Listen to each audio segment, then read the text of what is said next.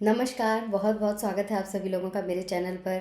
मनुष्य के जीवन में आने वाले सुख दुख, लाभ, धन हानि, धन लाभ, यश अपयश, रोग, ये सब ग्रह नक्षत्रों की चाल पर, उनकी गति पर निर्भर करते हैं। कई बार कड़ी मेहनत करने के बाद भी मनुष्य को अपने जीवन में हानि ही मिलती है, जबकि कई लोगों को थोड़ी सी मेहनत करने के बाद भी मनचाहा फल प्राप्त हो जाता है। तो ऐसा क्यों होता है?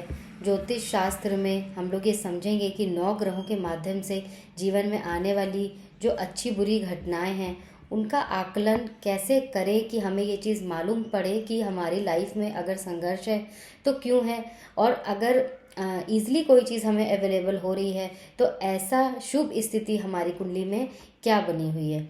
ज्योतिष में ऐसे अनेक योगों का वर्णन विस्तार से मिलता है कि यदि किसी व्यक्ति की जन्म कुंडली में अगर हम देखें कि बुरे प्रभाव ही दिखते हैं, तो उनमें से एक दोष जिनके लिए मैंने आज ये वीडियो बनाया है, वो दोष है ग्रहण दोष। ये दोष भी बहुत ज़्यादा खराब और अशुभ माना जाता है।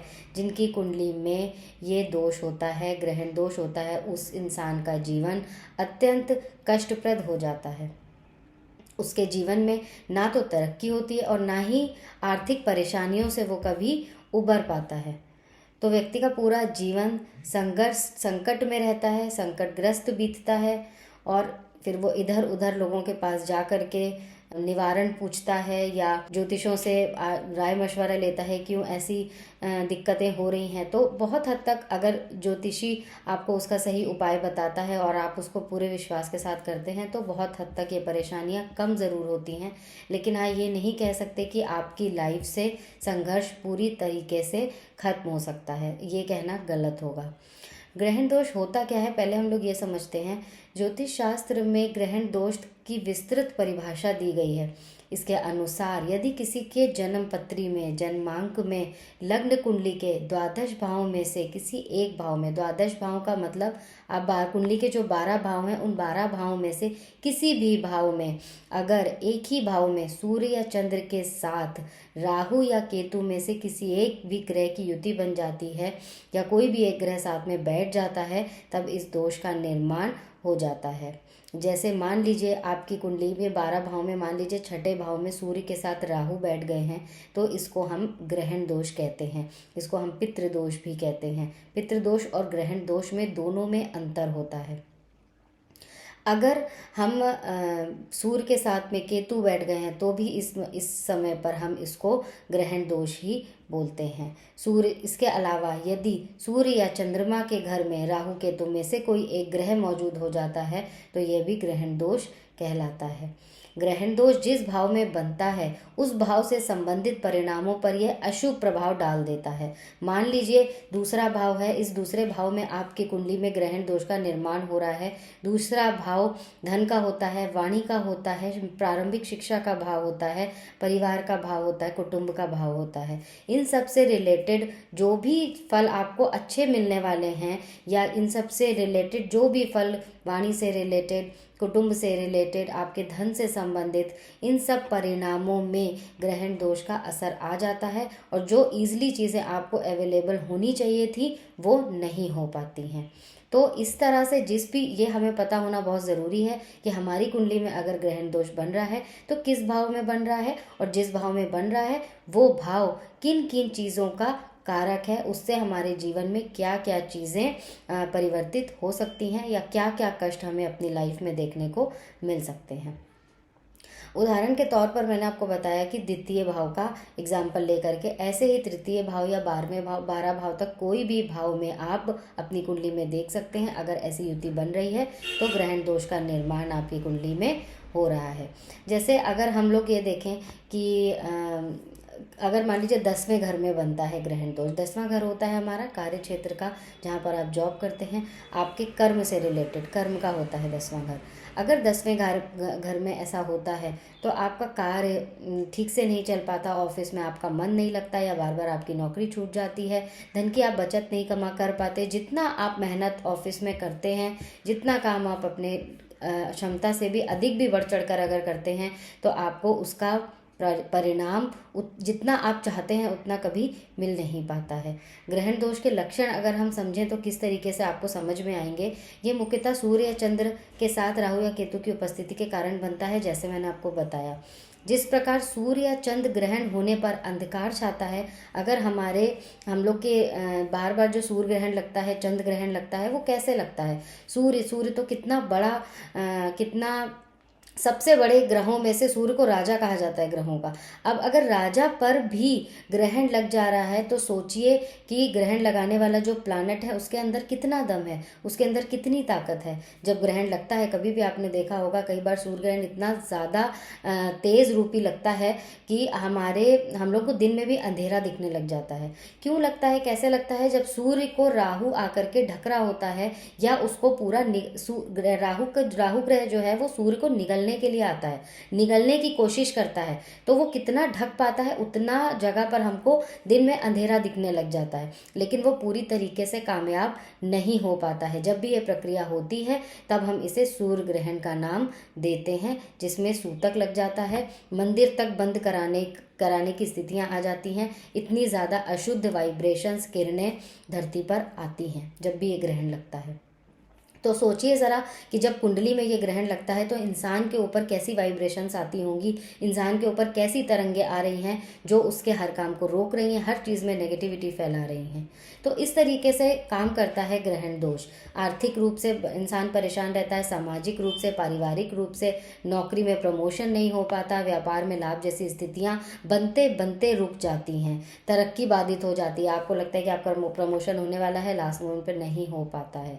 तो जब किसी के जीवन में अचानक परेशानियां आने लगे, कोई भी काम आते आते रुक जाए, या लगातार कोई ना कोई संकट, कोई घर में बीमारी जो किसी को बनी रहे, तो समझना चाहिए कि उसकी कुंडली में ग्रहण दोष लगा हो सकता है। ऐसे चांसेस होते हैं, आप अपनी कुंडली में देख करके समझ सकते हैं। अब बात करते हैं कि इसका निवारण कैसे होता है। निवारण के लिए अगर आप ग्रहण दोष से बहुत ज़्यादा परेशान हो रहे हैं तो आप किसी अच्छे एस्ट्रोलॉजर से पूछ सकते हैं। आपके आसपास जो भी कोई एस्ट्रोलॉजर है, जो भी आपके फैमिली एस्ट्रोलॉजर हों, अगर उन्होंने आपको नहीं बताया अभी तक तो आप उनसे खुद से पूछ सकते हैं कि किस तरह से उसका निवारण होगा, कि आपकी कुंडली में दोष बन रहा है। अगर ये लक्षण आपके साथ भी हैं तो एक बार आप कंफर्म कर सकते हैं।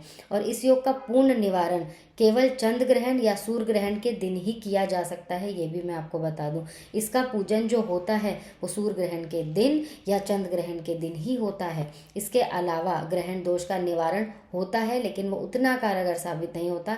तो कोशिश करिए कि अगर आप इसका निवारण करा रहे हैं, इसका पूजन करा रहे हैं, तो किसी की भी सलाह लेकर के, ज्योतिष की सलाह लेकर के आप इन दिनों में निश्चित करा लीजिए। हालांकि तत्कालिक परेशानियों को कम करने के जो उपाय हैं, अब मान लीजिए सूर्य ग्रहण चंद्र ग्रहण अभी पड़ नहीं रहा, अब बहुत ज़्यादा परेशान है, तो फॉर द टाइम बीइंग या इन परेशानियों को कुछ कम करने के लिए कुछ अन्य उपाय भी किए जा सकते हैं। वो भी मैं आप लोगों को बता देती हूँ कि यदि आपने अपना कोई, पहला उपाय तो आप ये करिए कि अगर आपने अपना कोई गुरु बना रखा है तो आप उस गुरु की दिल खोल कर सेवा कीजिए। गुरु के मंत्र का जाप आप हमेशा करते रहिए।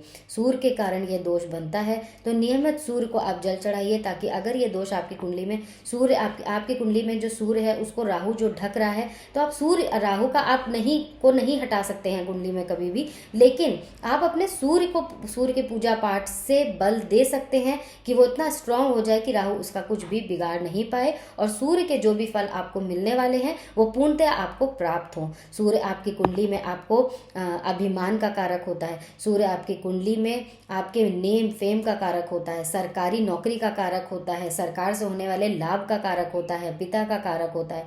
कितनी चीज़ें सूर्य से रिलेटेड हैं। इन सब चीज़ों पर सूर्य ग्रहण अगर आप कुंडली में है तो आपके लाइफ में इन सब चीज़ों में फ़र्क पड़ेगा।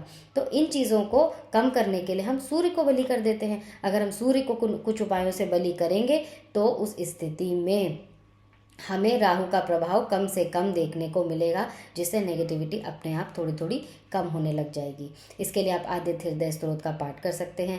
रविवार को अगर हो सके तो आप नमक का सेवन ना करें। सूर्य के लिए आप व्रत रख सकते हैं, उपवास रख सकते हैं।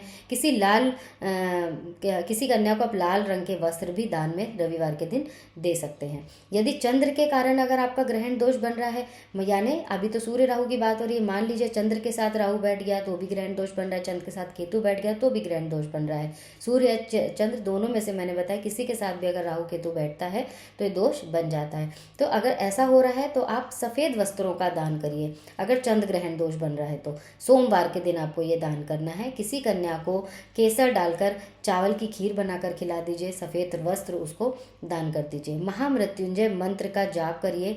हो सके तो अपने घर में 1.25 लाख जाप का एक बार मंत्र का घर में करवा लीजिए किसी पंडित से। 1.25 लाख मंत्र का जाप अगर आप खुद कर सकते हैं तो बहुत अच्छी बात है। क्योंकि महामृत्युंजय जाप मैं इसलिए बोल रही हूँ क्योंकि हमको यहाँ पे राहु के साथ चंद्रमा बैठा, तो हम किसे स्ट्रॉन्ग करेंगे? हमें चंद्रमा को स्ट्रॉन्ग करना है। चंद्रमा कुंडली में मन का कारक होता है, चंद्रमा कुंडली में इमोशंस का कारक होता है, चंद्रमा कुंडली में हमारी माँ का कारक होता है। तो ऐसी स्थिति में अगर ये सब चीज़ें कमज़ोर पड़ जाएंगी तो जाहिर सी बात है कि हमारी लाइफ में इसका बहुत ज़्यादा प्रभाव पड़ेगा। हमारे अंदर कॉन्फिडेंस नहीं आएगा, हम डिप्रेशन में जाने लगेंगे। अगर हमारा मन अच्छा नहीं रहेगा, हमारी मदर की हेल्थ भी अच्छी नहीं रहेगी अगर चंद्र ग्रहण दोष कुंडली में बना हुआ है। तो चंद्रमा को स्ट्रॉन्ग करने के लिए हमको शिव जी की पूजा करनी पड़ती है क्योंकि शिव जी के सिर पे चंद्रमा विराजमान है। तो शिव जी की पूजा करिए, महामृत्युंजय का जाप करिए, इससे आपका चंद्रमा स्ट्रॉन्ग होगा।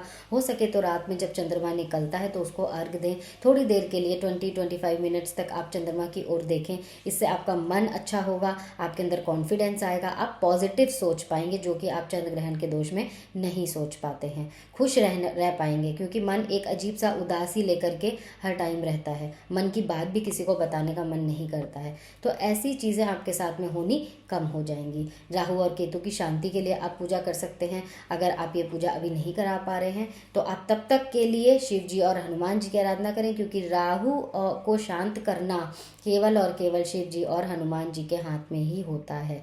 इसके लिए आप एक रेमेडी और कर सकते हैं। राहु को शांत करने के लिए आप प्रत्येक शनिवार किसी जमादार को जो स्वीपर साफ सफाई करते हैं उनको कुछ ना कुछ डोनेट अवश्य कर दिया करें। अपने पुराने कपड़े, पुरानी चप्पल, कभी चाय पिला दें, नाश्ता करा दें।